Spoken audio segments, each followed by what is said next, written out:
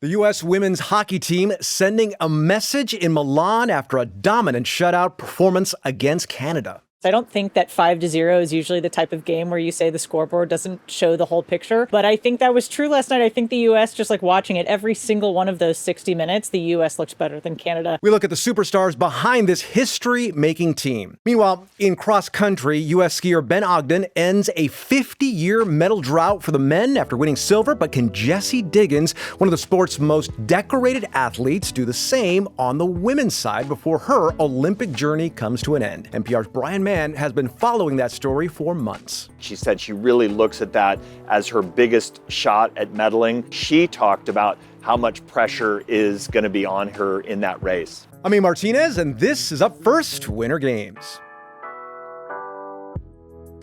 It's Wednesday, February 11th, and here's what you need to know. It was a big moment for U.S. curling on the world stage. The mixed doubles team of Corey Teesey and Corey Dropkin slid their way to a historic silver. It's the first Olympic medal ever for the United States in that event. The Americans fell short to Sweden in a tight match decided on the last stone. In luge, American Ashley Farquharson delivered a breakthrough performance in the women's singles event. It's the first of her career and only the second ever for the U.S. program. The U.S. women's hockey team stunned Canada on Tuesday, delivering a historic performance against one of their toughest rivals. 5-0 was the final. Now, beating Canada was not the stunning part. They've done it before, and these two are two of the best teams in the world. What made it noteworthy was that it's the first time ever the Canadians have been held scoreless in Olympic competition. But Canada is not alone because Team USA has now outscored their opponents in the early round of the games by a whopping 25 goals to 1. NPR's Becky Sullivan has been following the team, joins us now. Becky, I want to find a different word to describe Team USA. Good, strong. I don't know what word to use because this is dream team-like. Oh, yeah. All of those words, great. I think last night showed that the U.S. is the overwhelming favorite for the gold medal, should be, and not just for this year, but maybe in the years to come, because it was just like an utterly dominant performance. I don't think that 5-0 is usually the type of game where you say the scoreboard doesn't show the whole picture. But I think that was true last night. I think the U.S., just like watching it, every single one of those 60 minutes, the U.S. looked better than Canada. I kind of couldn't believe it. I thought, maybe that there might be a little more juice. It's the Olympics. This is almost certainly a preview of the gold medal match that'll be later next week. But the U.S. just utterly destroyed Canada in this game. And if that's a sign of things to come, I think the U.S. is going to be taking home gold. So let me throw in a wrinkle here because Team Canada did not have their captain on the ice. Could that have made a difference for Canada yesterday? Marie-Philip Poulin, that's the captain you're talking about. She is an amazing player, without a doubt. She took a big hit in Canada's last game, and so she had to sit this one out for injury. They're hoping she's going to come back these Olympics. But you know what? I think 5-0, maybe if Poulin had played, it would have been 4-0 or 5-1 or something like that. Obviously, she can't play the whole game. That's not how hockey works. And so I just think that the U.S. was just way too much. The difference between these two teams is so obvious because the average age for the Canadian squad is about 29 years old, whereas the average age for the Team USA squad is more like 23, 24 years old. Wow. And last night it was those young stars who really made the difference in the game. You had Caroline Harvey, who's 23. You had Layla Edwards score her first goal of her Olympic career. She's 22. You had Abby Murphy, who's also 23 years old, is maybe the best passer in hockey. She had just like another unbelievable pass last night. She's sort of like falling down in the corner, no look pass behind her back, somehow magically finds it directly to her teammate who puts it in the net for the goal. Those kinds of players are that disparity in the sort of quality of the young players is only just going to keep growing if Canada isn't able to figure out how to integrate these young players into their team, which they aren't here at this Olympic Games. And so I think that's a huge problem, not just for this Olympics, but for the years to come. And it might help that these young players, these young stars, are with Hilary Knight, who's a veteran and Definitely. Who is playing in her last Olympics. Definitely. Hilary Knight is the GOAT of women's hockey. She's amazing. This is her 5th Olympic Games. That's a record for a hockey player. She is tied for the Olympic record for most goals scored in Olympics. She's tied for the Olympic record for most points scored in the Olympics. And obviously there's a few more games to come. So she could be the sole record holder when Milan and Cortina is all said and done. She's like the glue that holds this whole team together. Her experience, her mentality, her leadership, obviously. She's helping all of these young players grow. They've all talked a lot about how meaningful it is to play alongside her. She's instrumental in the founding of the PWHL, which is, of course, the Professional Women's Hockey League that now has all these record crowds. It's like the most financially successful, potentially long-lasting professional women's hockey league that we've seen in North America. All of these young players are going to either playing in it now as young players, or as they wrap up their college careers, now get to have a professional career, in large part thanks to Hillary Knight. So yeah, obviously she's a huge part of this squad. You mentioned how this game, the USA versus Canada, is likely going to be a gold medal preview. But I'm wondering, I mean, if I'm Canada and I know that I just got shut out 5-0, I'm wondering, do I have a chance in this gold medal game if we get there against Team USA? Look, if you're a Canadian fan, I got to say this year might not be the year. And that's okay, because Canada has won 5 all-time gold medals in women's hockey. The U.S. has 2 gold medals back in 98 and 2018. Those are the only countries who've ever won a gold medal in this event. And so, Canada, you've got 5. Maybe the U.S. can come up to 3 this year. And then you can look to the future for a little more rivalry going ahead. All right, let's jump off the ice for a second and hit the slopes. Mikaela Shiffrin, a bit of a disappointing performance on Tuesday.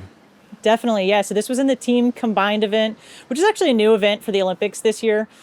Basically, the way that it works is you have one skier who skis the downhill, and then you have a different skier ski the slalom. Mikaela Shiffrin was paired up with Breezy Johnson, who just won the gold medal in the downhill on Sunday. And yeah, I mean, they were just heavy favorites to win gold. There's just no other way to say it. Mikaela Shiffrin is the best slalom skier in the world.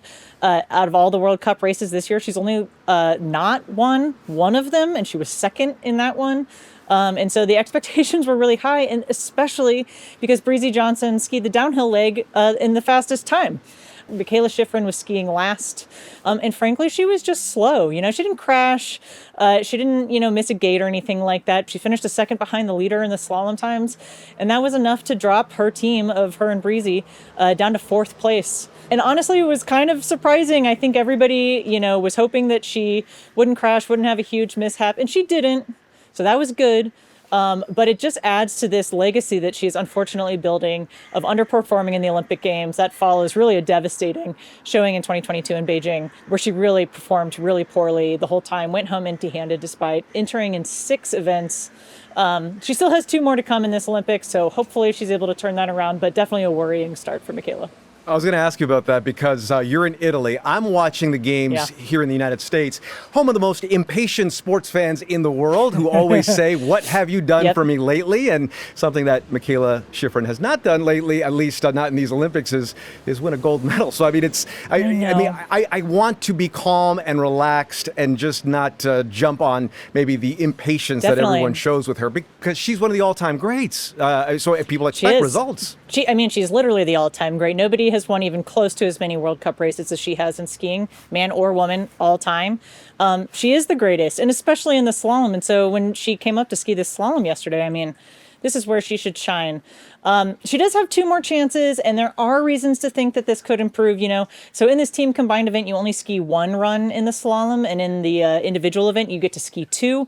Often, over the course of those 2 runs, she improves. It's not crazy to see somebody improve by a second or even 2 from the first run to the second.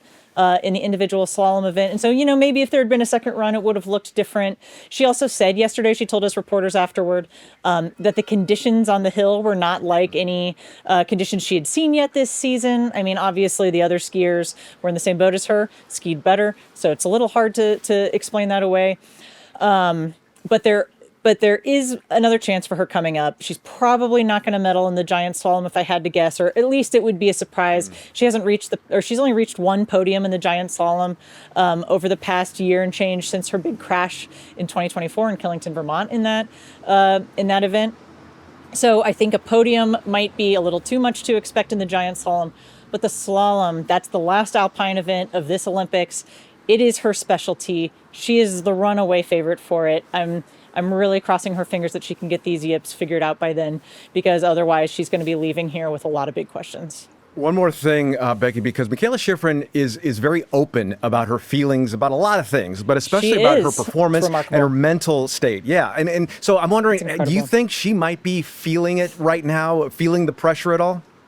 Oh, I definitely think she's feeling pressure.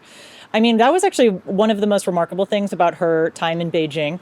I mean, 6 events. She, and especially the slalom was really the most painful for her in Beijing. It's her specialty again, but like she couldn't finish. She just, made mistakes in these runs over and over again in Beijing.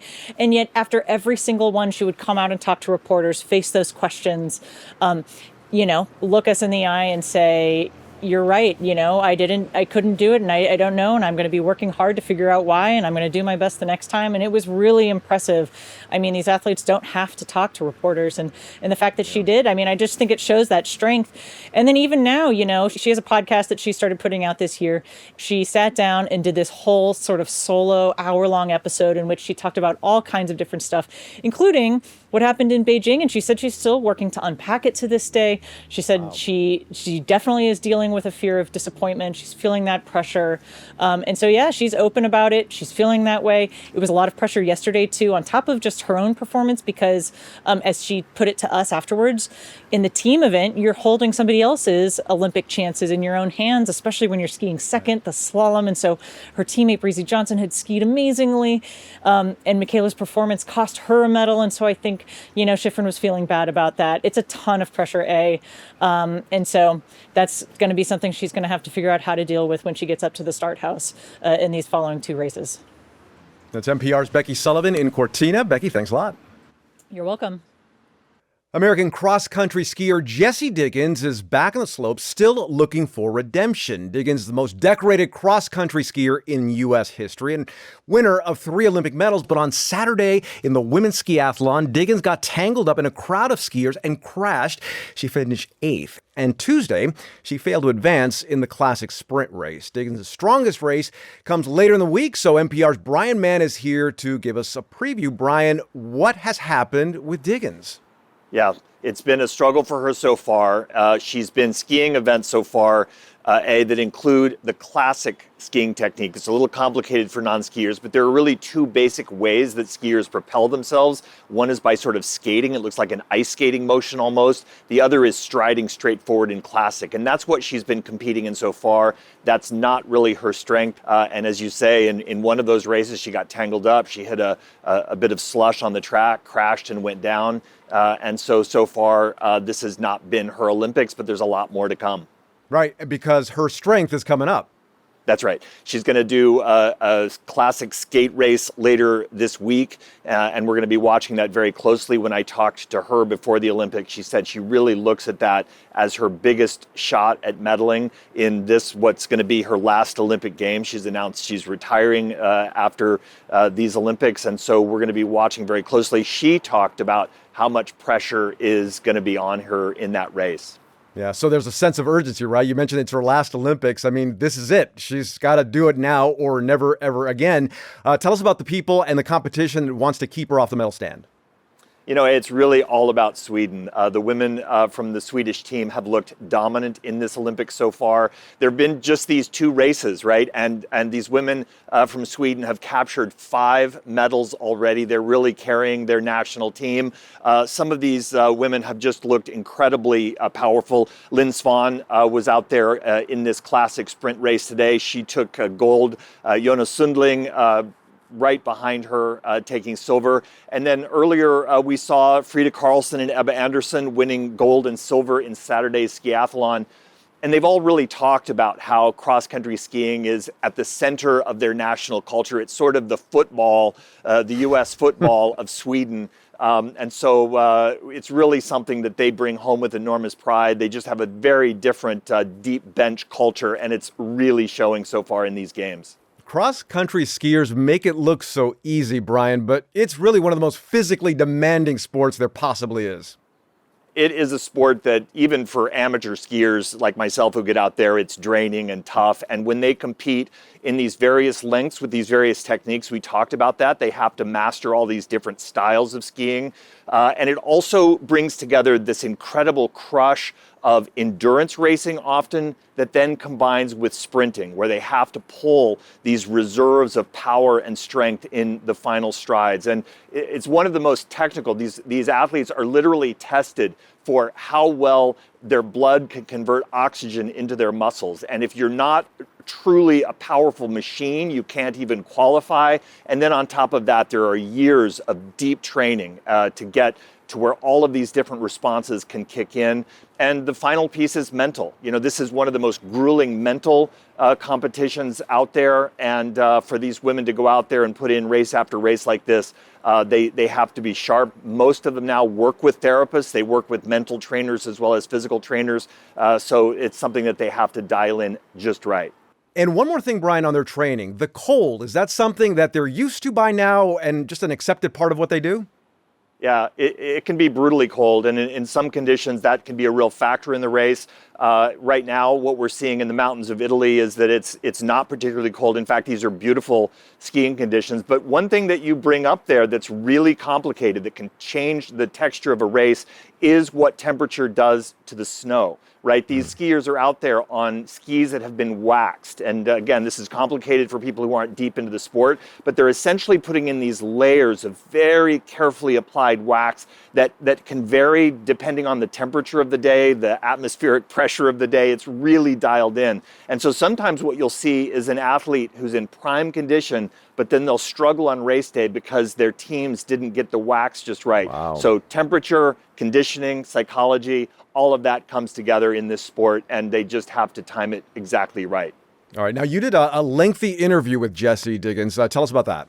You know, this was one of the most powerful interviews. NPR's team traveled around the country talking to athletes ahead of these games, and sitting down with Jessie Diggins in Vermont, where she trains, hearing about her talk about this kind of final chapter of her career. And one of the things that she's really become much more outspoken about, as she's built this bigger platform for herself, is mental health. And she has talked openly about struggling with an eating disorder.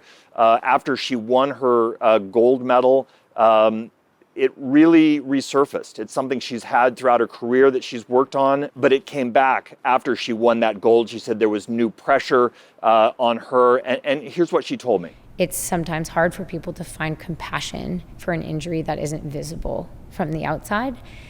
But oftentimes, it's also not understood that eating disorders are often not about food. It's not really about your body or what it looks like. For me, it was about control and a struggle with perfectionism. And I thought I had to be perfect. One of the things that she's been talking about in these Olympics is having fun again and getting away from that aspiration towards being perfect in every race. One of the things that Jessie Diggins does is she puts glitter on her face before going out there to compete. She says it just kind of chills her out. It makes her remember that this is supposed to be fun. It's supposed to be something that she's enjoyed since she was a little kid. And so she's finding ways to not just win, which hopefully we'll see going forward, but also ways to do it with joy. You know, Brian, we watch these athletes on TV and we think they're superhuman. And in so many ways they are, right? Because they do something that hardly anyone in the world can do. But then to hear Jessie Diggins talk about some things that are deeply personal, it kind of brings her back to kind of our level a little bit. So we know that they are human in so many ways. And that's always very reassuring to hear. Now, one more thing before we let you go, because there was a United States rare medal in cross-country sprint. Tell us about that. Yeah, this is really kind of a history-making moment here in these games. Ben Ogden from Vermont is the first American male skier. Jessie Diggins has medaled in recent games, but he's the first American male skier to grab a silver medal since 1976, since the Innsbruck Games. He looked incredibly dominant on Tuesday. He ran in these quarterfinal races really leading. He looked strong again and again. And then in the final race, he couldn't take gold. He was behind the Norwegian skier by just a heartbeat, but it was a powerful moment for him. And for the U.S. ski team, you know, I talked about the depth of the Swedish bench. Well, on the men's side, they've been trying to build that bench there. And so seeing Ben Ogden step forward, it's a real sign of progress for him to be back on the medal, breaking a really long drought. That's NPR's Brian Mann, looking dashing in that NPR scarf. Brian, thank you. Thanks, A. Support for Up First Winter Games comes from NPR sponsor Allianz Travel Insurance. Get ready to give ordinary the cold shoulder with protection for adventures that give you the best kind of chills. Learn more at AllianzTravelInsurance.com. Turning now to the sport of speed skating and my conversation with NPR's Rolando Arrieta, himself a former competitive speed skater. Now, Rolando, I just introduced you as a former competitive speed skater, but I think that's selling you a little bit short. I mean, you really had legitimate Olympic dreams back in the day. I did, yeah. So I tried to make an Olympic team for the Olympic Games of 1998. Trained out in Milwaukee, which is a training center there. I was a former inline speed skater transitioning over to ice. One of many of us who did it at the time. And you would have been representing? Well, I was hoping to represent the United States. Yeah. My ultimate goal was if I could possibly represent Panama, which is also from a Panamanian American, and I would have wanted to hope to try to make the Panamanian team, which would have been a team of one, me. Nice. Well, it's still a team of one is still a team. That's right. Yeah. It sure is. Yeah. All right. So let's get into the events at the Olympics. Who do you have your eye on when it comes to speed skating medals? Yeah. So all eyes are going to be on Jordan Stoltz, right? He's been performing at a really high level over the last several years. He's the favorite to win in 4 events in the Olympics, the 1,000 meters, the 500 meters, the 1,500 meters, and then in an event called the mass start. So this is 4 events that we're going to see Jordan Stoltz and very likely see him on the podium, hopefully in all 4 of them. Now, Erin Jackson is a very familiar name in speed skating. Also from the opening ceremonies, she was one of the flag bearers. Tell us about her prospects. Yeah, so Erin Jackson made Olympic history, at least Winter Olympic history. She's the first Black woman to be the flag bearer. She was also the first Black woman to win Winter Olympic gold in a single event in the Olympics. Yeah, she's from Florida. She was an inline speed skater who also transitioned to the ice. She's doing well. She's going to step on the ice again to do the 500 meters. She's very likely to see the podium in that event as well. Yeah. Okay. Now, speaking of Florida, there are 2 Floridians at least. Brittany Bowe, also another name that anyone that has watched women compete in speed skating events in the past Olympics definitely knows. This one is going to be her last Olympics, though. I always think about what they must be feeling going into what they know to be their last Olympic Games. Yeah, as you can imagine, I was somebody who was hoping to make 1 Olympics. We're talking about somebody who's made 4, and it's so wonderful to see, Brittany Bowe. She's 37 years old. She's such an accomplished speed skater, also from Florida, who also transitioned from inline speed skating to the ice. As early as the late 90s, this has started to become a trend when one inline skater by the name of Casey Boudier just tried out ice, did so well he made the Olympic team. Wow. So many of us were like, wait a minute, if he could do it. Possible. And so they started this whole transition back in the late 90s, and it's been a steady growth of inline speed skaters that have transitioned to the ice quite successfully. I would assume that is a gateway, an entryway for a lot of speed skaters that otherwise might not have an opportunity to even begin to think about this as a sport for them. Yeah, absolutely. And I want to take a moment to recognize Jennifer Rodriguez, who was one of the first inline speed skaters to transition to ice. She's also the first Hispanic American to compete in the Winter Olympics for the United States. And it's a process. It'll take some time to get used to, but it is definitely reachable. You actually brought a couple of skates for us to take a look at. Yeah, that's right. The term inline speed skating is exactly this type of skate, right? It's like many people sort of sometimes mistakenly call these roller blades, but this is a more high performance skate. As you can see, the wheels extend a lot further away from the boot. And I guess they call them inline skates because the wheels are all in one line. Makes right? sense. That makes a lot of sense. And when they've transitioned over to what we call the long track speed skate, which is this type of skate. What's significantly different between this skate and the inline speed skate is that the blade detaches from the back of the boot, right? And this is sort of what is referred to as a clap skate, I guess because it has this clapping sound. Why does it do that? Why does it detach like that? Yeah, so this was a technology that I believe was invented by the Dutch, where that if you detach the heel from the blade and you're extending your stroke, when you're skating, the blade will remain on the ice a lot longer than if it were attached to the boot. And so in order to keep the blade on the surface of the ice as long as possible, they found that you detach it from the boot and it does propel you a lot faster than than it would if it were attached to the boot. So the longer you keep the skate on the ice, the faster you are. Correct. How difficult is that transition from inline to actual ice skates? It is a lot more difficult than one would think. The techniques are significantly different. The surface of the ice is slippery. There's a lot more training that you have to do to get yourself acclimated to ice speed skating.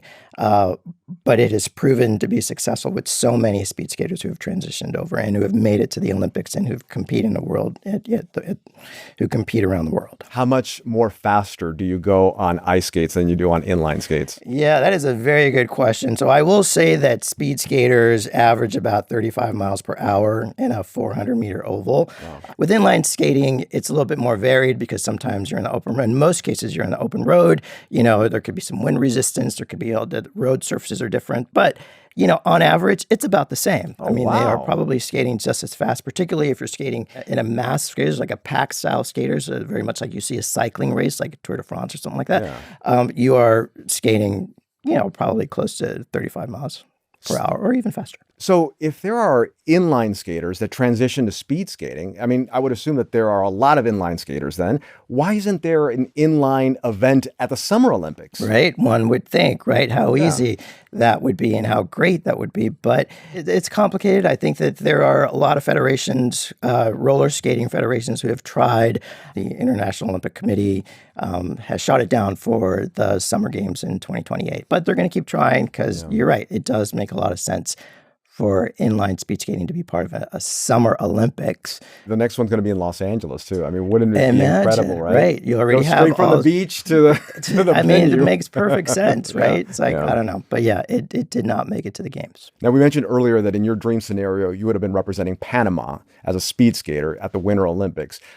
Are there countries in Latin America or maybe in warm weather areas that have those same kind of dreams to line up one day at the Winter Olympics going from inline skates to speed skates? Well, as you can imagine, all of those countries that Bad Bunny mentioned in his halftime performance are really strong inline speed skaters. And so as we continue to see this trend of inline speed skaters transitioning to the ice, yes, I see a world where on the starting line in the Winter Games, we will see a Colombian paired with a Norwegian, someone from Ecuador being paired against someone from the Netherlands, someone from Panama being paired up against someone from the United States. That would be ultimate. I would love to see that. Yeah, someday, right? Everyone can keep their fingers crossed. Yeah. That's NPR's Rolando Arrieta. Thanks a lot. Thank you, A. That's up first. Winter Games for Wednesday, February 11th. I'm A Martínez. We'll see you right back here Thursday and most days during the Olympic Games. Have a gold medal day.